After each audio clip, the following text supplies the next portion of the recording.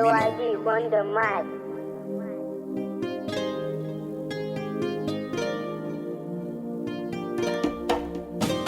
To duniya kenan kana ta burin baɗi gobe ta gagara, san duniya ya sa kun manta ma da mutuwa.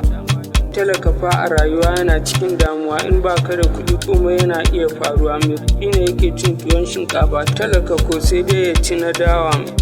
Wani ko saboda talauci ji yake ya bar gari ya koma dawa.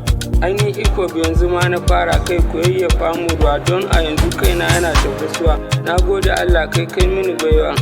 To rayuwa kenan, wani talauci ya masa gurbi, wani ko zai wuni da yunwa, wani in ya koshi ta kan naman zabo zai bi, wani kasuwanci a ofis, wani ko sai da kayan bebi. Kan duniya ya sa kun manta da hisabi, yadda Allah ya so haka kowa zai bi. Duniya kenan, kai abin da guda zai bi. To rayuwa kenan, wani sai ya tsufa zai dage da salati, ka tuna baya kai ne ma gurin fati, kuma gashi baka taimakon su an ke gyara rayuwar mu, kar mu je mu lahira empty. Ya Allah ka shirin masu zagin iyaye su ba hanya seti.